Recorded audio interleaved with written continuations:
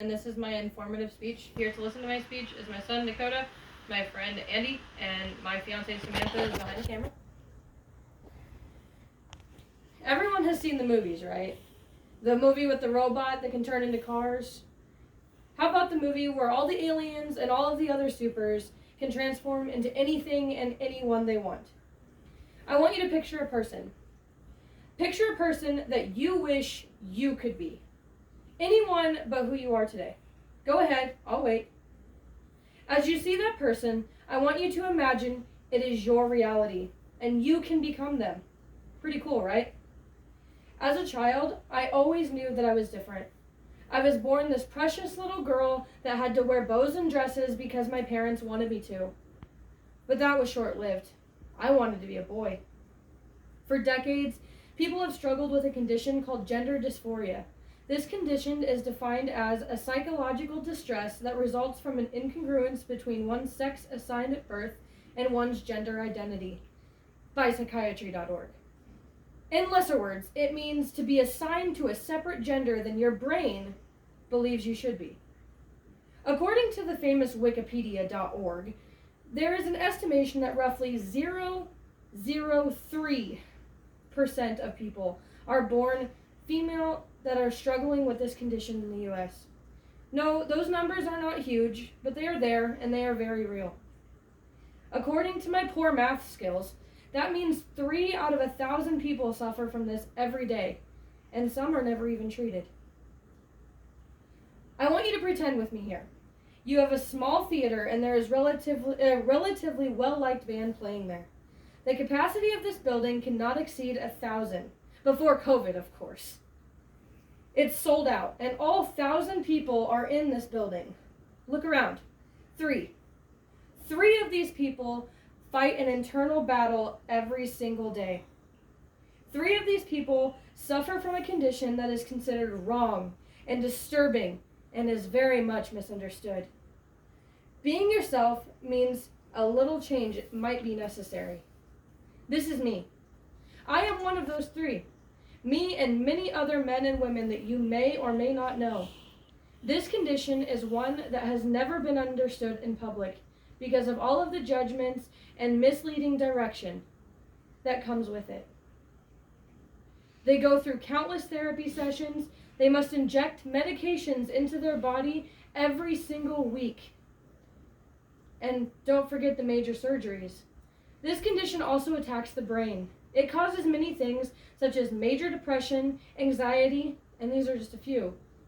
This disorder starts when a person is a child and continues for their entire life. Early signs of this disorder are more noticeable than one may believe.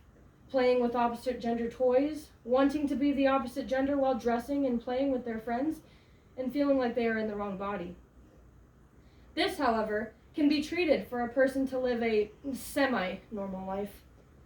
Medications such as testosterone or estrogen, therapy sessions up the yin-yang, and a couple surgeries here or there that may or may not get botched. They have to go through identity changes such as name changes, different pronouns, and changing things at their house. During the process of this disorder, the person must undergo so many life changes and social changes.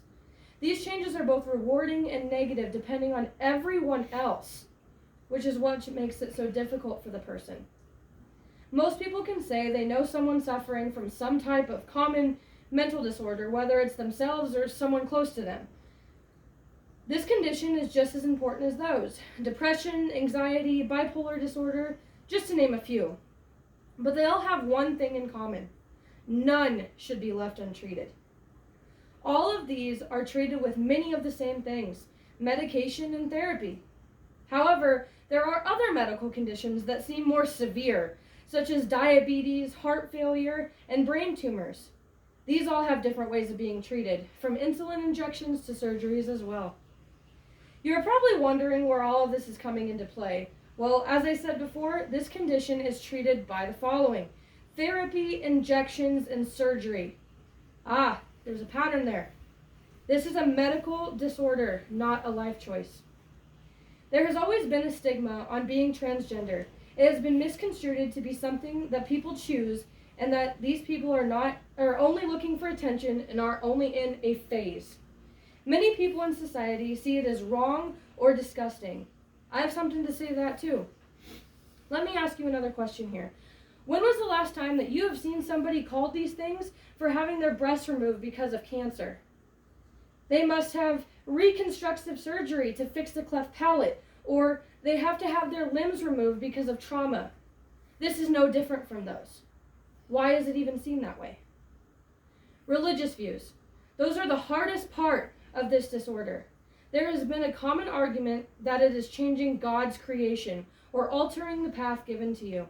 Look around. People everywhere are changing things, some necessary and some are not.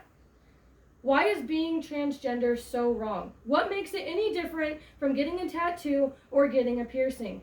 She has breast cancer. Why is hers okay, but theirs is not? Society's views are by far the hardest factor in the trans community. They must face this common reason why the condition is left untreated, and lasting effects can harm a person. Being transgender is something that the world is refusing to understand. They see it as a way of life opposed to a medical condition, and it causes a lot of problems. To this day, trans people struggle for something as simple as using the public restroom. They walk past the mirror, checking to see if they pass, because they fear of the hell to pay if they don't. They spend hours of their lives injecting themselves with medication and that makes them the person that their brain believes they are supposed to be, only to fear that they will not be good enough. This needs to be addressed. It all begins in the therapy room, begging for help, and ends with a person just trying to be who they're supposed to be. Transgender people are placed in a position where they are forever judged by a medical condition. Everyone tells their children to be themselves and to not let what everybody thinks of them cause them to change who they are. But when it comes to gender, it suddenly becomes a problem because it is not entirely explained. Even in a crowd of 1,000 people, there is always a few who feel alone. I hope to one day bring more light on this and allow 3 people to be able to stand out and be proud of who they are. And to finally let them be the transformer who they were built to be. Thank you. Still here is my son Dakota, my friend Andy, and my fiance Samantha. Thank you.